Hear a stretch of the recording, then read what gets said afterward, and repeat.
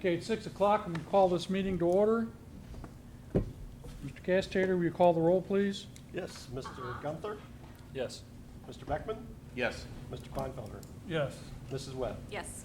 Mr. Young. Here. Okay, would everyone please stand and join the board in the Pledge of Allegiance? I pledge allegiance to the flag of the United States of America and to the republic for which it stands, one nation, under God, indivisible, with liberty and justice for all.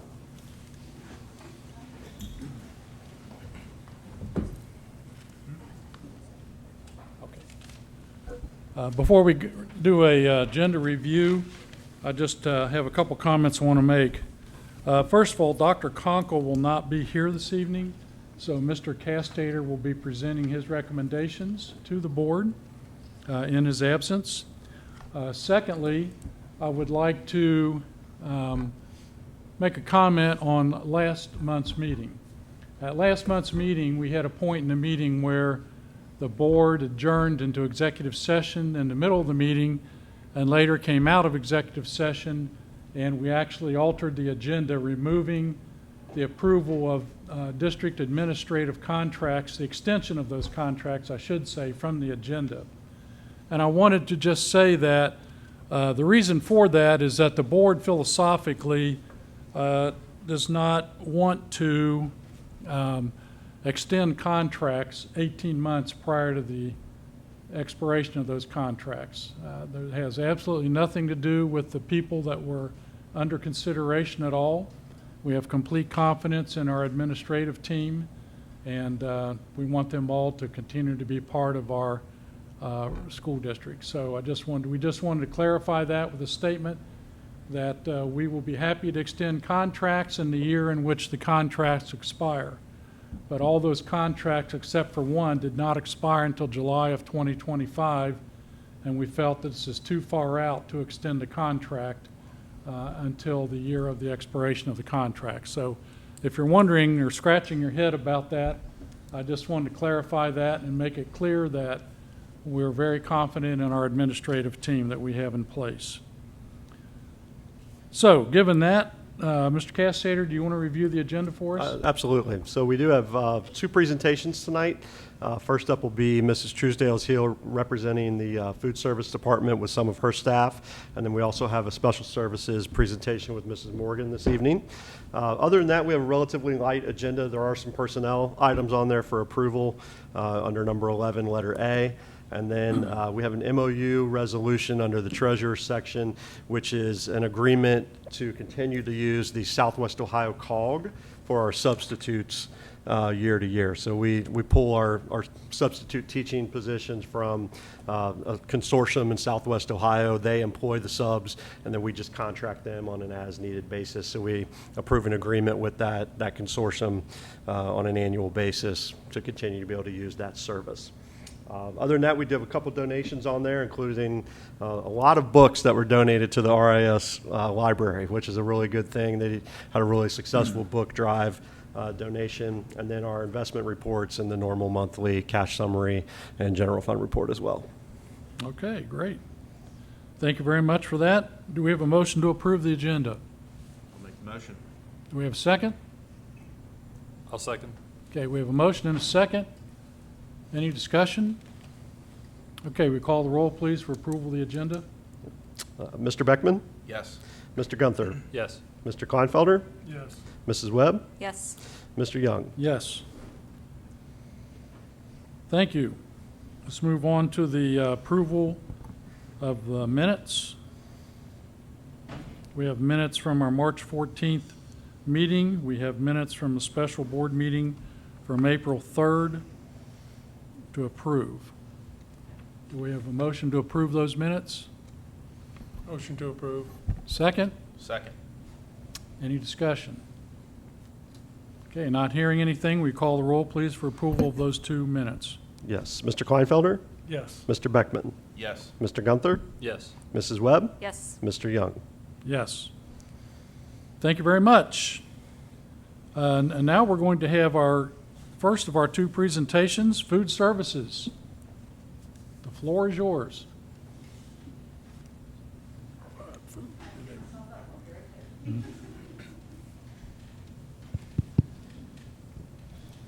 everyone. Hi. I apologize, I meant to come around and introduce myself. I don't believe I've met you three gentlemen before, so I apologize on that. I know Mr. Young from the pantry. Him and I have discussed things many times, so, but it's nice to see you guys on the board. So, and Ms. Webb, I know from last year, so, or years in past, whichever way it goes. So, so I wanted to thank you to share these few examples I have of our cafeteria on how we've been improving for the past few years. And I and we as a district are very lucky to have a staff of employees who are dedicated to improving by feeding our students and continuing to make the money needed to be a standout alone account. In the 5 years which I've been here at Ross, we have taken that infamous negative number for the cafeteria account and turned it around to a positive number. There is no question that the 2 years of free breakfasts and lunches following our return to school from our COVID of into 2020 helped our bottom line. But the goal beginning in the 22-23 school year, when we no longer had free breakfasts and lunches, was to maintain at least a 40 to 50% participation for our lunches. And at this time, we are currently running between 44 to 55% in participation for our lunches. We began by giving each of our cafeteria managers the ability to make decisions of what meals their students would eat and to be able to change those menus as needed. It is common knowledge that a first grader will usually not eat what a student in high school would wish to eat. Our managers were given the ability and the resources to look for those meal items for the best prices and make those purchases using a budget. They have been coming up with their own ideas to help generate interest within the students to come into our serving lines. We have also participated in yearly events from the USDA to help not only encourage students to purchase our meals, but these programs also help to educate our students on proper meal nutrition. I'm very proud of our ability to work together to feed our students nutritious but hopefully enjoyable meals. And I'm very proud of the management staff and our team to make this happen. Tonight I have 3 of the managers here with us to further explain these programs. We have worked together to help in our success. Lisa Morrison is from our high school. Julie Burwinkle is from Morgan. Sandy Campbell is at Elda, and Anita McConnell, who's not present at this time, is from our middle school. And I don't know if you're aware, I also manage the RIS building at the same time. So I'm your 5th manager. At this time, 3 of these managers are going to present to you and explain the further goals and ideas that I've already mentioned to you. Miss Lisa. Hi, my name is Lisa Morrison. This year we decided to do budgets for each of the schools so that we could make sure that we were making bottom line. So we took what we made last year in each of the schools, and then we deducted out our uncontrollable cost.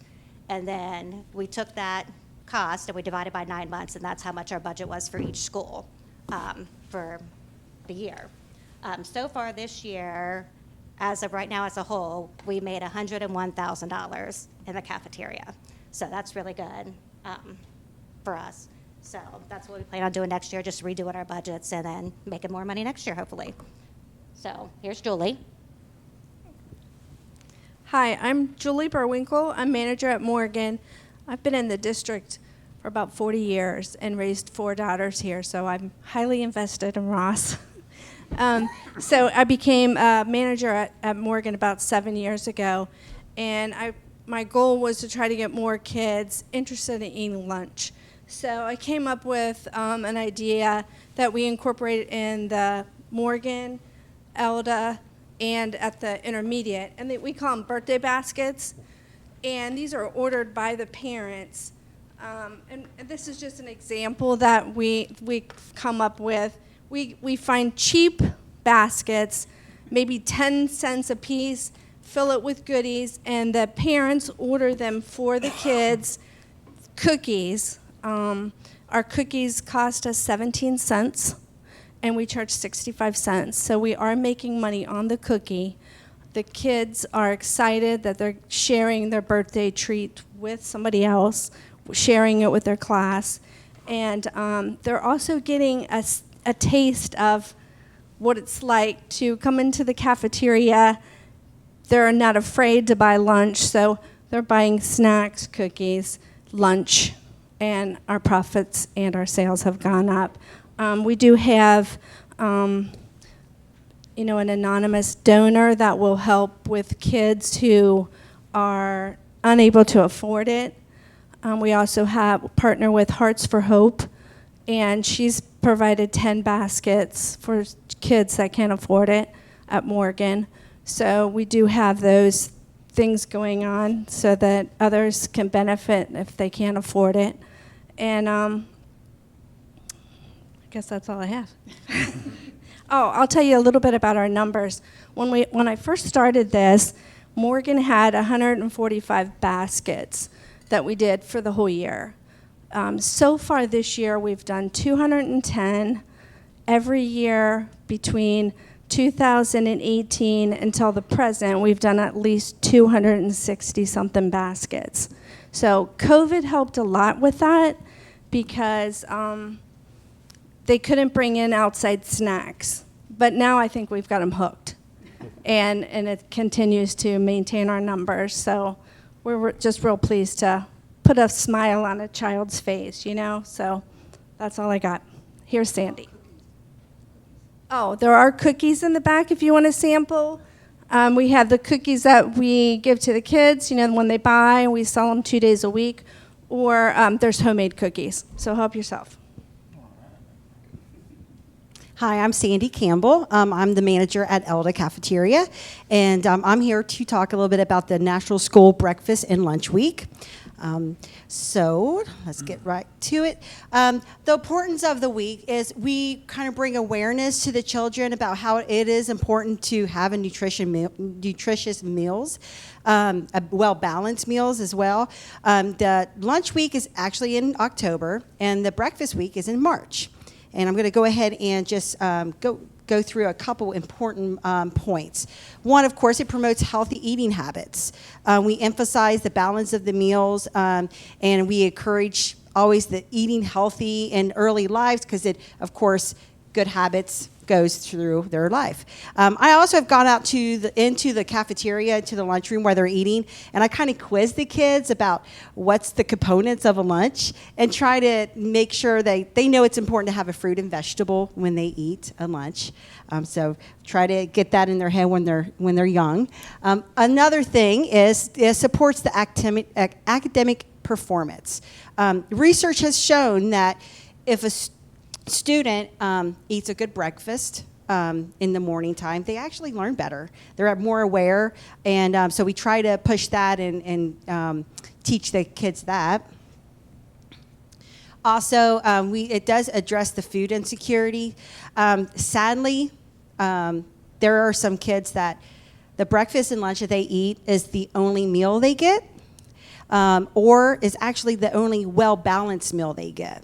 A lot of days the kids are like the grab-and-go type, but we try to push, especially at lunch, fruit, vegetable, and the main entree.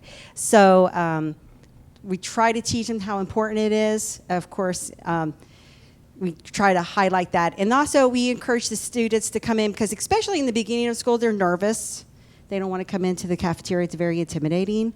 But doing these weeks and making it fun, they come in and see us, and I think we kind of get those walls down. So what ways do we promote the weeks? So for school, for the National School Breakfast Week, there's always a theme. We love to go off themes because we like to decorate a lot. This is Out of This World Breakfast. So, of course, we decorate. Morgan does a great job dressing up, and the kids absolutely love coming in and seeing us be silly with them and everything. Then we try to get their favorite breakfast. So they come in and kind of coast them in and see that. Of course, those are pancakes. Someone told me they look like cookies, but those are pancakes in the top. We try to make, faces, and then we have, banana split with yogurt and stuff. Then for the lunch week, of course, themes again. This year was Level Up. Video games, of course, that's popular. So we Love to decorate with that. Mario Brothers there. Morgan got special shirts made, which that was really fun. Here's some other decorations that we did. Some more. Oh, and then we get creative with our lunches. Of course, it was Frogger, so we try to make frogs out of the sandwiches. If you could tell. If you squint, you could probably see the frog. But some more little ideas that we did. The kids just love it. And like I said, we try not to be so intimidating so the kids can, come in and eat with it, see us. We did some contests. Of course, the kids love prizes. We said, if you come and buy a lunch with us, you get a ticket. And then at the end of the lunch, we pulled the tickets. And we had some really neat, generous donors that donated some prizes, Ross Ram stuff and everything. So that was really neat. The kids loved that. We had special visitors come in. There's our resource officer, Jeff Larsh. He came and served one day. We had some teachers come in and serve. The kids thought that was really cool, seeing their teachers serving them lunch. One year, there's Mr. Gates down there. He came in and helped us serve, and we actually got Rambo, I think that's his name, the mascot, come in and hung out with us. So we truly tried to make it really fun for the kids, and so they can see, how important it is. But in conclusion, as you can see, we do take the 2 weeks seriously, but have some fun teaching the students about the importance of a balanced meal. We only see them very briefly. And I know all of us, the women that works in the kitchen, we try to be upbeat. We try to have a good time with the kids because it might, just spread positivity and maybe a little, sunshine in their life too. So I found this quote, and I thought that was pretty neat. Kind of sums up how we feel about doing all this. So thank you for your time.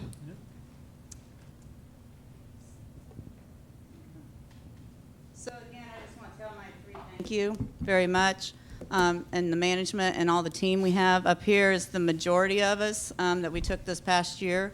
And we do have a good group, a lot of good years, not saying anybody's old, but we have a lot of good years here, and most of them all live within the Ross community, and so that's helped a lot. I would like to thank the previous and current administration. They've been very supportive in helping us figure out how to be more successful. And they listen and they help whenever we need it, and that goes with teachers also. Everyone has helped us if we need it.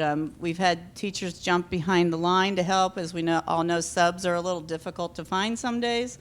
And so we really do appreciate all of that too. But thank you for your time. I got a question. Sure. Your participation numbers, 44 to 55%. Is that just for a Class A lunch? High school kid grabs a cheeseburger and a juice. Does that not count towards that number? You're right. It's just for the Class A lunch. So participation is people buying in the cafeteria is a little higher than that. Absolutely. Okay. Yeah, we have them come in that just buy snacks or just buy the entrees. We do try to encourage the students to get a meal just because it's better for them. But, especially in high school, I'm sure we sell a lot more, entrees in the high school than we do everywhere else. And we always have multiple offerings in the schools. That's one thing.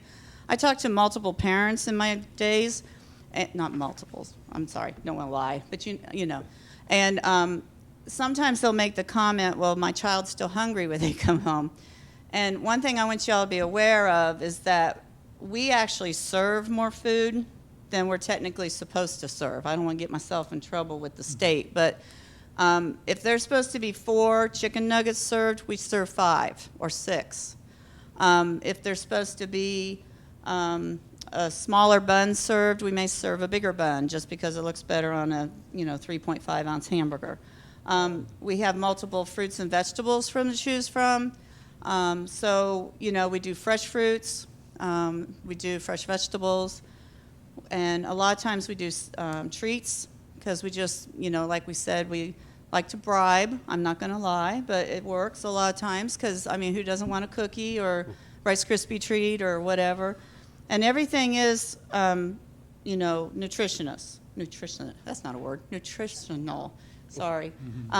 It all meets the standards, whether it's the snacks we sell, whether it's the treats we give, or whether it's the food that we serve. And what's your other question, The other sir? comment is, great job on getting, where we're in the profitability side of things and we're not transferring money at the end. And I know that has a lot to do with getting people to buy the food and cooking good food. I know the thing I miss about being retired is I ate cafeteria food every day for 30-some years. So, you know, I'm usually standing up, but that's awesome that we're no longer having to transfer money from the general fund to cover Yeah. food costs, and we're giving them extra food. I like it. Right, yeah. Yeah, that's an important distinction to understand, that food service is its own separate fund, so it's not part of the general fund.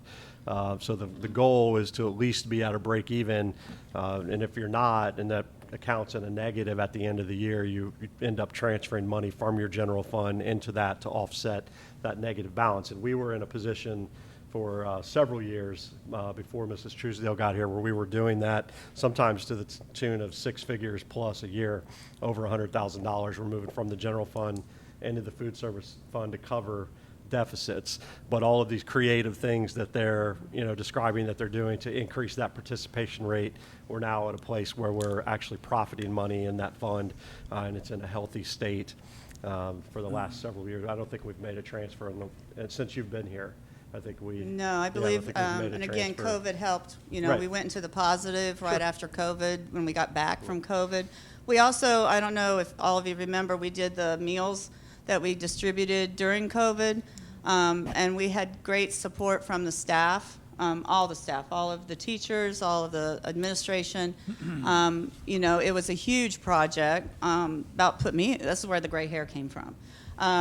But, you know, I mean, it was a huge project, but so that helped because we actually were reimbursed for those meals from the state and from the federal government. So we've not had to move any money, as far as I'm aware, since then, and it's been really, really positive all the way around. So What's the current price for the Class A lunch? for elementary and RIS, it's $3.25, and then middle school and high school is $3.50. Just because their servings are larger overall per the federal government. And that number, I didn't just come up with, FYI. That number is a formula. We all know that the government loves to have formulas. And there is a formula to figure out. And in order, you take essentially what the reimbursement rate is for a free, reduced, and paid meal, and then you have to come within line of that. So we charge the $3.25 or the $3.50, and our reimbursement for a free meal from the federal government is $4.25. So we're falling in line because you add, you know, the reimbursement that comes back to us for a full paid meal is only 30 cents. So we're getting $3.80 total for a meal. We could technically go higher, but I don't think anybody would be excited about that. But you know, we're holding our own where we're at this rate. We didn't talk about breakfast. I told the ladies I wasn't going to. Breakfast is really struggling. When we were free, we had tons of kids come in, students come in to eat breakfast.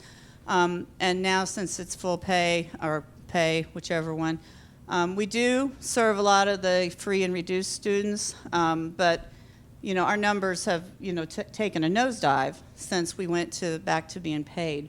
The two elementary schools do an excellent job with breakfast on the percentage. I mean, excellent meaning, you know, we're around 17%, but it's really good compared to where we were when we first went back to full pay. You know, high school takes a hit just because kids come in late. It's high school. Same thing with middle school. You know, it's not cool to eat breakfast sometimes. So the RIS is holding its own. It's gotten better in the last couple years. But, you know, the kids mostly go straight to class or go to the gym. It's more fun to go to the gym. And so, you know, we're trying to keep those numbers going up from that standpoint. But our percentage overall, just FYI, if anybody wants to know, sometimes this is really good to know. We're total at 27.02 for free, and we are at 3.12,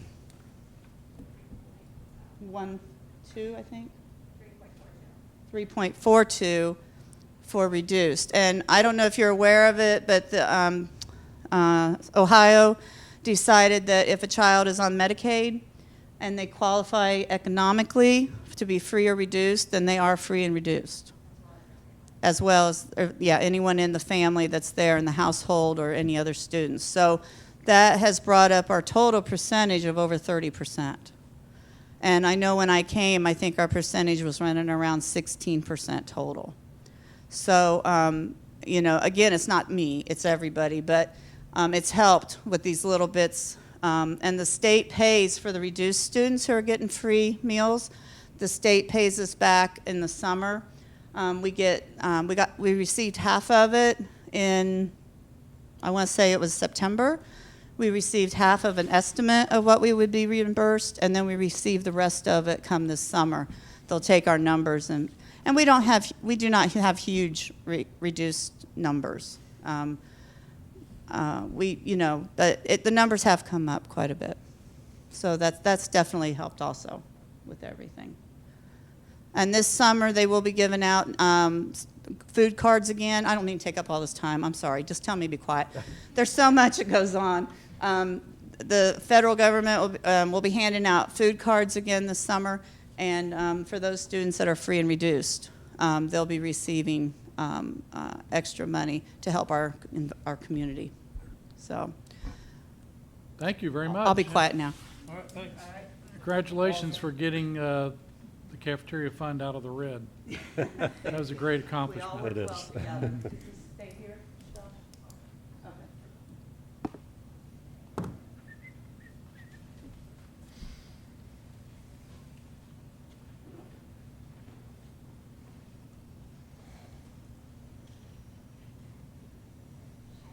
Hello. Don't forget the cookies are up here, please. Well, we won't. We won't. I promise.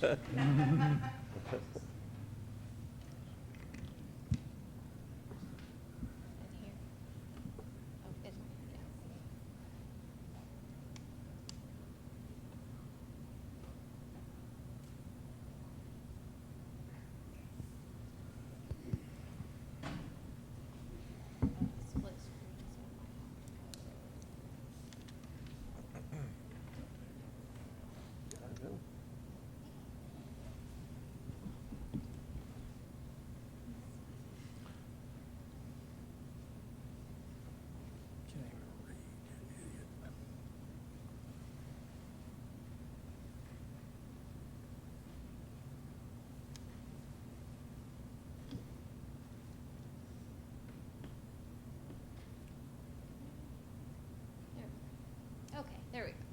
Hi. Hi, I'm Becky Morgan. I'm the Director of Special Services here at Ross. For those of you that I've not met yet, it's very nice to meet you. And thank you for having me tonight to give an update on Special Services. I wanted to just start out by just giving you a general idea of our scope and capacity.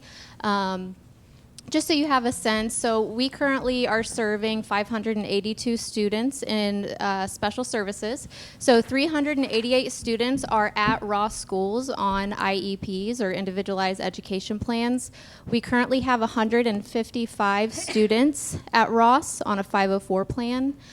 Students attending Queen of Peace on service plans, we have 17 residing in the Ross School District. We have 7 students at Baden on IEPs. We also have students whose parents have chosen to access the John Peterson Scholarship to attend a separate placement. There's 7 of those. We have 8 students whose parents have chosen to access the Autism Scholarship. There are 5 students that we have who are homeschooled, and while we are not required to provide IEP services for students who are homeschooled, we do have to offer a reevaluation for those students that we have identified. We have had 39 initial IEP and ETRs for the 23-24 school year. So that just kind of gives you a sense of our numbers and the students that we serve at Ross Local Schools. So when I'm looking at these numbers, these all are pretty consistent with what we see from past years. The only difference or the only increase that I would see would be the 504 plans. We are seeing more referrals for 504 plans, but all the other numbers are staying pretty consistent, which indicates to me that we do not have an issue with over-identification or anything like that. So that is, those are our numbers. I wanted to talk a little bit about the Special Services Council. So this is something that I put together this year. The Special Services Council consists of one intervention specialist from every building. The purpose was to have some leaders from different buildings come together and just talk about current issues going on in our department. So all the different buildings do a wonderful job. They have wonderful processes, but often we tend to work in silos. So this was a good opportunity to have some leaders from across the district come together, talk about special education. So we talk about lots of different things, anything from Same Goal, which is our software that we use for IEP and ETRs. We've talked about, progress reporting. How can we streamline our processes so that we're all being consistent and using the same language when we're progress reporting on goals? We've been talking about transitions. So, how can we effectively transition our students from one building to the next as they level up in their grades to make sure that we are setting them up for success right from the beginning of the school year? There's lots of other things we've talked about, professional development opportunities that are just geared towards our intervention specialists and our educational assistants and related service providers, and just making sure that we are staying consistent, maybe working on how we can create some consistency, equity across our protocols and procedures whenever we are taking care of our work with our special education.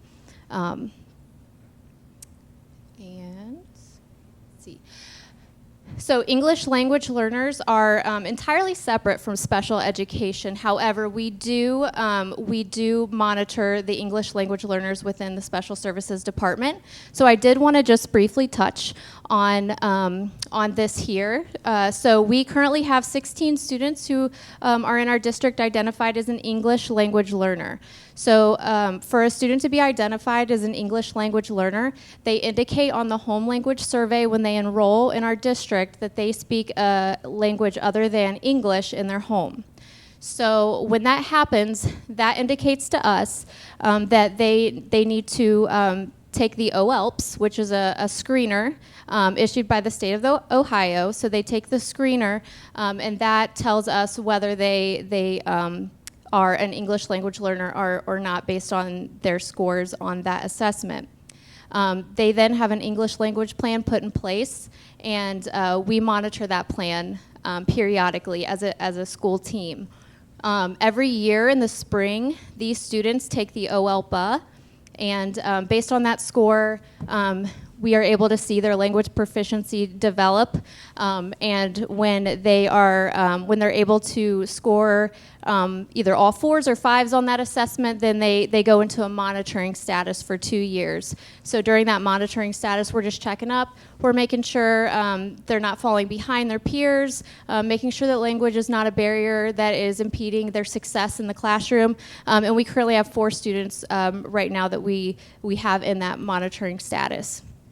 And I just wanted to just add or note here, so we do have several different languages that have been reported, spoken in the home in the Ross Local School District. So we have Gujarati, Vietnamese, Spanish, Nepali. So I just wanted to share that as well. Question. Yeah. So you have 12 students who are not in monitoring status. What are some different ways they're being served? The 16 students who are identified as English language learners. Well, four are in monitoring status, Mm-hmm. so you're not really serving them, you're just monitoring their progress, right? Yes. So there are 12 that are being served. What are some ways that you're helping those students? So we do things. My next slide goes over our Title III funds, which is through the Hamilton County Consortium. So we receive a very small fund through them. So it's, I mean, we got $1,400 through that fund, but we utilize Rosetta Stone curriculum. So we purchased that. Students use that to enhance their language development for English. We apply just as we would for students on IEPs or 504s. There are accommodations that are outlined in accessibility manuals whenever they are taking assessments. We partner with some of our teachers who speak other languages to come in and help us with communication with families. We also use third-party, interpreters, or they come in and they will help us with communication as well. But we don't have anyone hired as an ELL instructor because of the low number, correct? Yes, it's a low number, but it's a growing number, and I think that's the key for us. Is 16 does not seem like a lot, and for a lot of districts it isn't, but it is for us. So we are growing in that area, and that is something that is. We're gonna need to have more conversations about how we're gonna support our students. Whether it's through EL coaching or a tutor or somebody who, we will need to have those conversations because I don't foresee that number going down. Okay, and there aren't any real guidelines, are there, like for an IEP and serving those students, right? So you can pretty much do whatever you think you need to do, or as little as you think you need to do. Is that right? Yes. So our obligation is just as I described for identification. So we are required to identify them. If we see on that language survey that they speak another language, we must give them the OELPs. We must screen them, and we must put a language plan in place that we periodically review. It's not annually. It's not 365 minus a day, just like it is with an IEP. There's no evaluation. Those things are not required, but there are some general parameters that we must follow for our English language Are they getting learners. state testing in J. Girardi and Nepali? Are there copies of tests in those languages? There are not copies of tests in Gujarati. However, last year we did have 2 students who speak Gujarati at the high school, and they were taking the biology end of course assessment, and we did have a Gujarati interpreter come in and translate the instructions. So they are allowed to have their instructions read in that language. However, when they are taking the actual assessment, they're not able to do that because the purpose or the intent, I believe, is to build their English proficiency. So you can have them come in and read instructions, and we have done that. Going back to the previous slide, of the students that are on IEPs, do you have any idea what % of those are overrides? What do you mean by overrides? Well, the student may not actually qualify based on a test score alone, but the teachers or the team decides that they should receive services even though they may not qualify with hard data. Well, students who are identified go through a multifaceted evaluation, right. So there's never one indicator to determine yes or no if a student qualifies. Usually it's considering many different assessments as part of that evaluation. So it's always a team decision, and all team members are typically in agreement if they do qualify. Now, there are times where there is an evaluation process. We go through the whole evaluation process, and we say they don't meet the criteria for a student with a disability needing special education, but maybe they need some accommodations and supports in the classroom, and maybe a 504 plan would be more appropriate.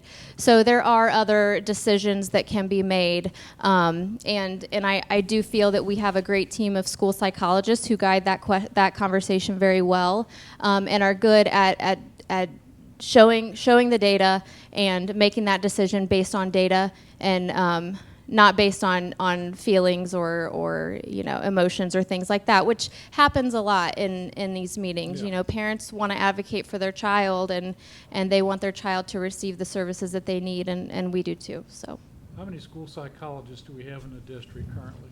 we have 3, and they are through the ESC. We contract through the ESC for all of them. Okay, thank you. Yeah, absolutely. Can I ask a question, Becky? So regarding students on IEPs, on average, like how many students a year are, I guess, removed from an IEP, like where they are no longer requiring services? Well, you mean exiting special ed Exiting, because yes, they have exiting met special ed. they have met their Correct. goal? Yes. We might have one or two. Usually once they've gotten to high school. We usually have 26 or so exit just because of graduation, but it does occur when we have one or two, maybe a year, that will exit special education because they've met their goals, which is always a fun and exciting time when that happens. I'm just like looking at our numbers. I mean, in a district our size, it's probably roughly 20% of students are, Yeah, yeah. are provided with services. Yep. Any other questions on the numbers?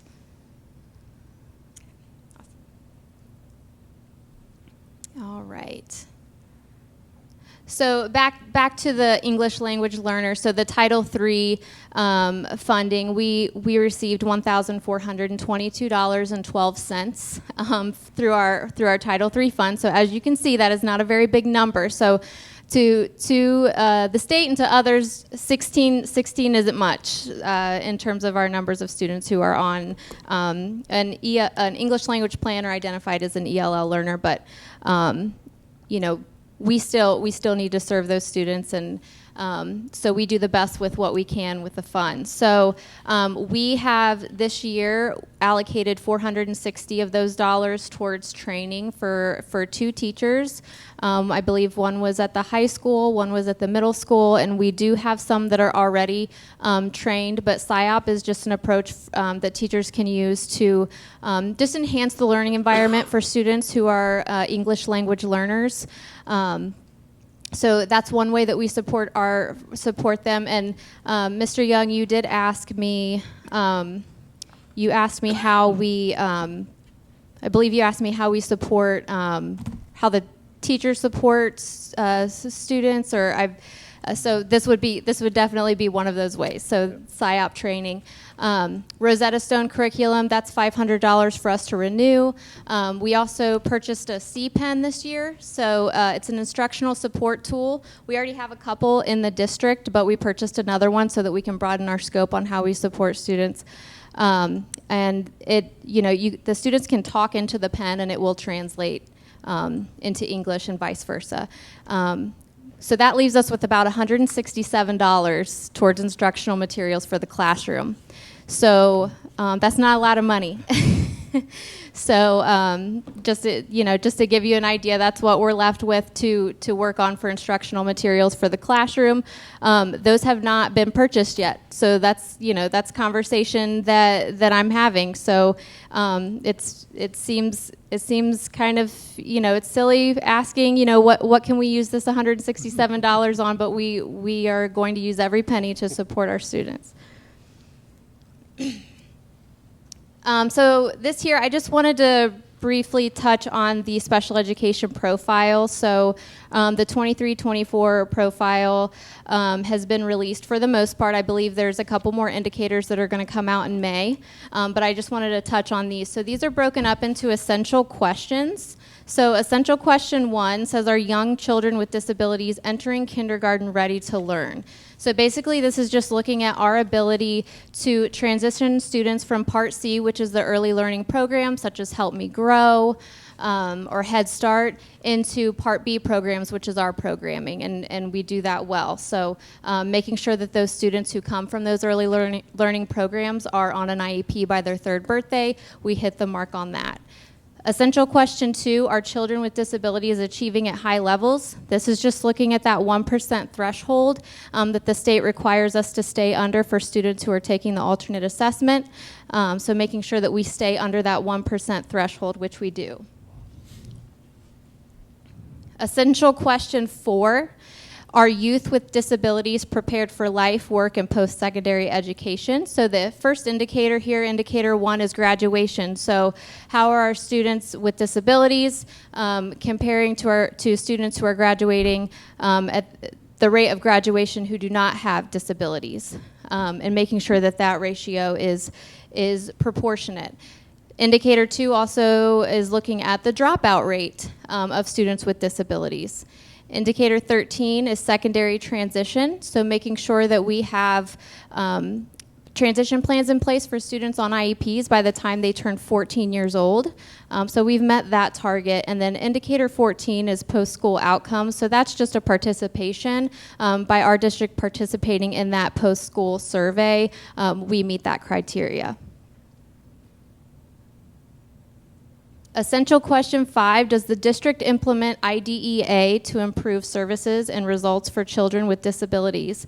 So indicator 8 is no rating. This survey, the Special Education Family Survey, is required once every 6 years. So this is not our year for that survey, so there's no rating there. Indicator 11 is child find, timely initial evaluation. So how are we doing with getting parent consent to do initial evaluations and then making sure that we have those evaluations completed within 60 days of getting that parent consent, which is a guideline that we must follow. Indicator 15, timely correction of noncompliance. So anytime we get a findings letter or someone reaches out from OEC or from the state saying, hey, this is out of compliance, are we responding in a timely manner, which we do not have any late or uncorrected findings.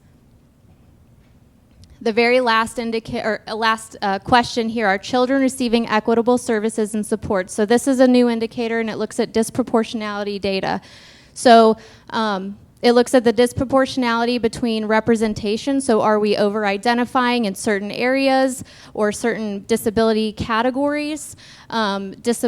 Are we disproportionately placing students on the continuum of services? And then it also looks at discipline of students with disabilities. So are we being proportionate when we are issuing discipline to students with disabilities? And we met all those indicators.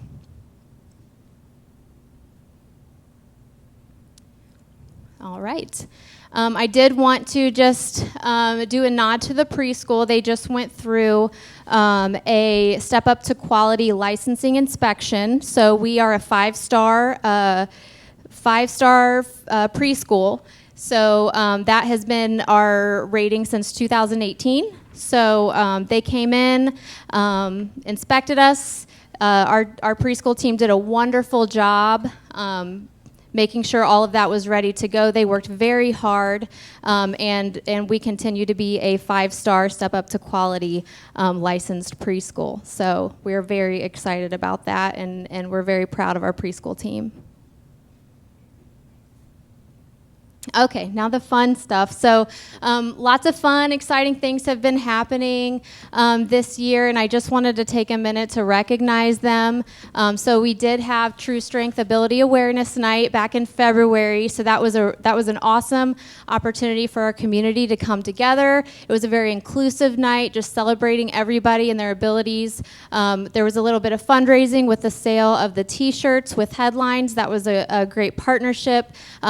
Those proceeds helped our build up our work study program work study program, and so that was a really great opportunity for our students.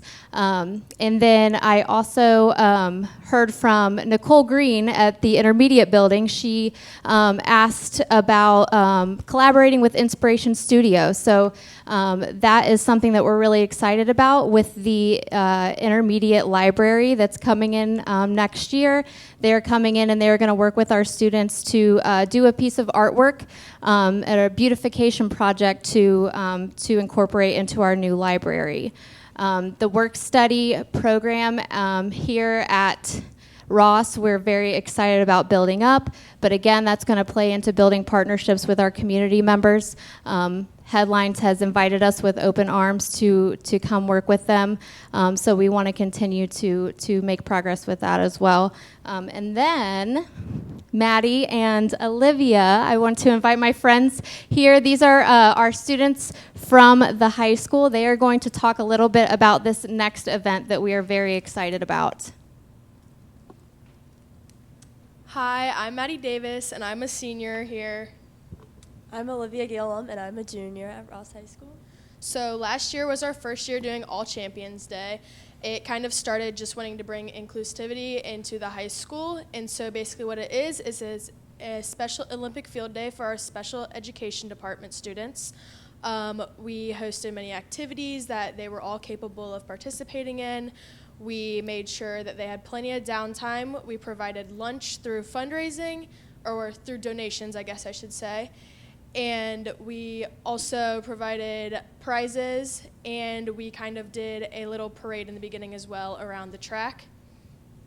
This year we have set goals to include the rest of the schools throughout this. So last year we only opened it up to the middle school and the high school, but our aim this year is to include the intermediate school and both elementary schools, as we hope that they can join us. We also want to incorporate the Flubs truck, which we already have set, so they will be here this year. But we just really want to keep this event going and building it bigger and bigger each year. And by incorporating the inclusivity throughout all the schools and not just in the high school, I think is a great way to start. So also to build off of that, as Ms. Morgan had mentioned with our True Strength Ability Awareness game, that had all been developed through All Champions Day. What we did with that is Headlines helped provide the t-shirts for us for All Champions Day back in 2023, and then they decided that they wanted to make it a bigger event, and they came to us wanting to do something bigger, and we all kind of partnered together and thought of the idea, which ended up being the True Strength Ability Awareness Night for the basketball game, where, again, Ms. Morgan had mentioned all the fundraising that had went into it, and just our aim is the inclusivity, and where others see disability, we see opportunity, and that is kind of our mission throughout it all. And this year in 2024 in May, I believe, May 10th, as it says up there, we are going to be hosting our second All Champions Day, and hopefully including the elementaries and middle school as well, or elementaries and intermediate school as well. And then, Ms. Morgan, do you want me to, or do you? Okay. And then here's a little video just of pictures from All Champions Day last year.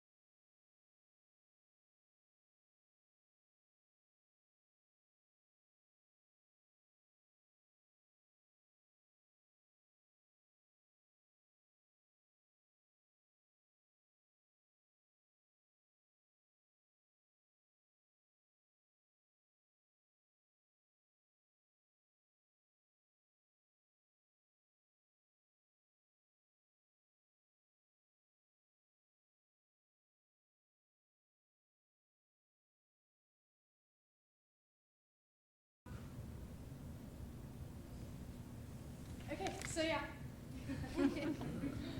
Awesome job, girls. Yeah. Yes, thank you very So, much. yeah, that's the end here. I just wanted to just say it's great to be somewhere where, you know, I'm supportive of all of these outreach activities, but I'm not planning them. We have people here who have such a good heart and are doing these things on their own, and it's awesome. So that's it. Thank you very much. We really appreciate all of our presenters this evening, and I'd just like to say lunch was one of my favorite parts of school when I went to school, so keep up the good work, having great lunches for the kids. Of course, back in those days, you got a tray and they slopped it on there and you ate whatever was there. You know, we didn't have all this a la carte stuff and so forth, so I'd probably weigh a lot more if we'd had that when I was in school. But thank you very much. I know that's a real challenge, and we appreciate your work on that. And to all the people that work in special education in our district, in the Student Services Department, we appreciate all you do for those students. They're special, and they deserve something special, and I think they have something special with the people we have at Ross that support them. So thank you all, everyone, very much. All right, those of you presented, you're welcome to leave if you'd like to, or you can hang around. We'll leave that up to you, but this might be a good opportunity to head out. Just a little heads up there. We do not have a legislative report this evening.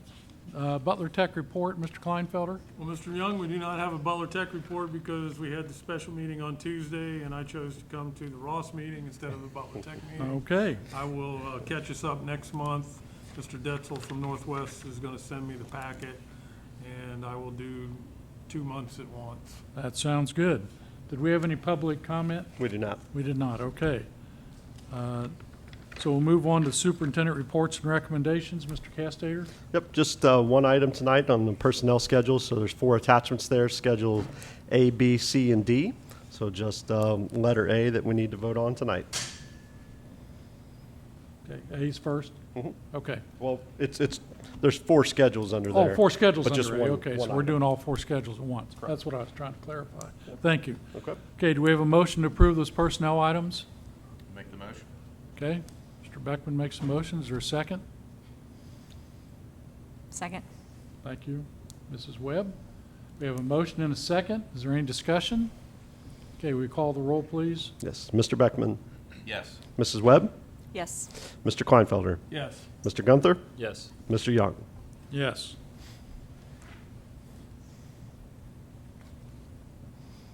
All right, under the treasurer reports and recommendations, I'd like to block letters A through D together into one vote. Okay. Do we have a motion? Motion. Mr. Kleinfelder, do we have a second? Second. Okay, thank you, Mrs. Webb. We have a motion and a second. Any discussion on the motion? Okay, hearing none, will you call the roll, please? Yes, Mr. Kleinfelder, Yes. Mrs. Webb, Yes. Mr. Beckman, Yes. Mr. Gunther, Yes. Mr. Young. Yes. Okay, it's time for board members to have an opportunity to make any comments they'd like to make. I'd like to, first of all, given that we had a couple of resignations on our agenda this evening, namely Dr. Conkle, I'd like to thank him for his service to the Ross School District. He saw Ross through some very difficult times with the COVID-19 situation and our financial situation over the last couple of years. And we appreciate his service to Ross and wish him the very best in his new position. And also Jake Richards, we wish him the very best as he moves into the private sector with his new job as well, and thank him for his time serving the students and staff in the Ross School District.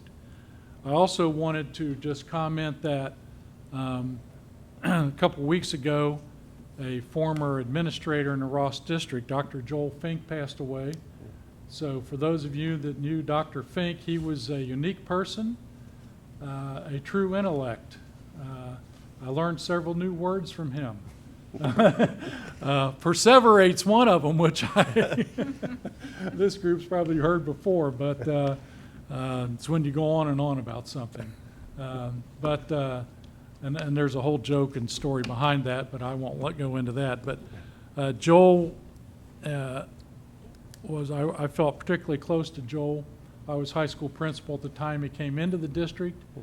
We spent many hours developing the tech prep program in the district, setting it up, recruiting students for it, working with other districts to set up the program in Butler County. Ross was the first district to actually embrace tech prep, and it led to some really good programs that are still here in our district. So I thank and remember Joel Fink as well. He was definitely an asset to this school district. So that's all I really have at this point. We'll go around the horn here. Mr. Kleinfelder, you have anything?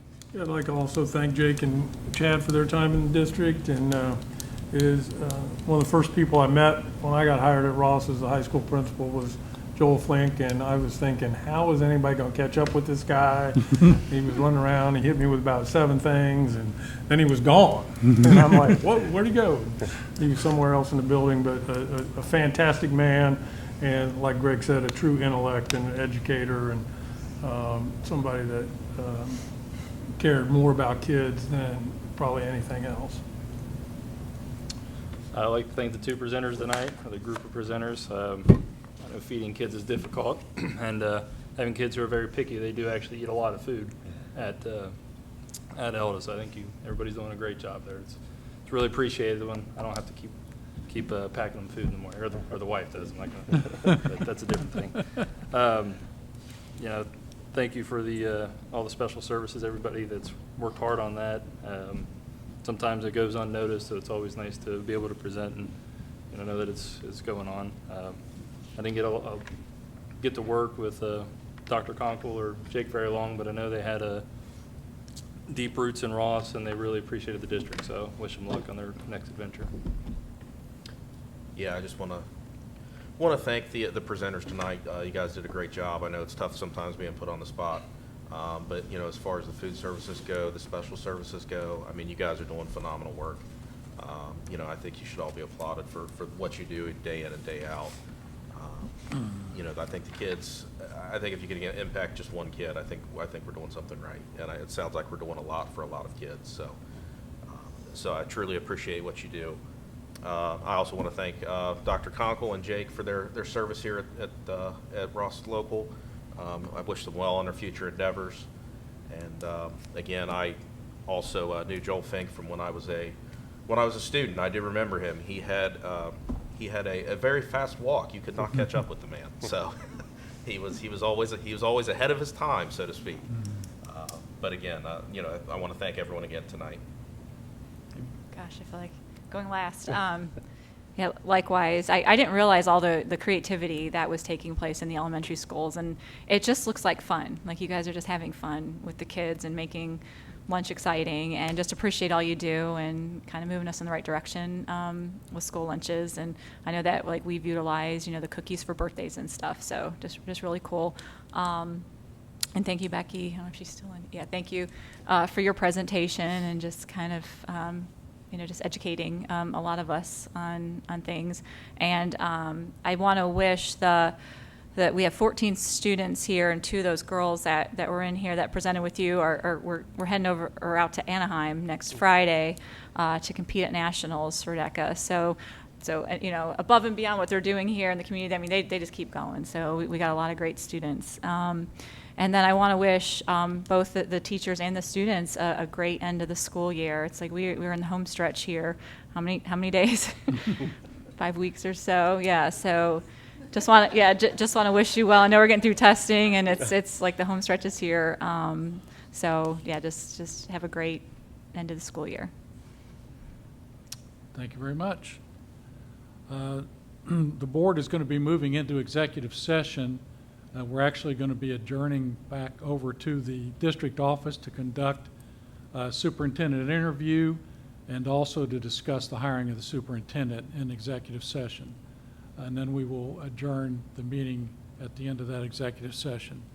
So do we have a motion to move into executive session for the purpose of conducting interviews and discussing the hiring of the superintendent? I'll make the motion. Okay. We have a second? I'll second. Okay, we have a motion and a second. Any discussion on the motion? Not, call the roll, please, Mr. Castater. Yes. Mr. Beckman? Yes. Mr. Gunther? Yes. Mr. Kleinfelder? Yes. Mrs. Webb? Yes. Mr. Young? Yes. Thank you.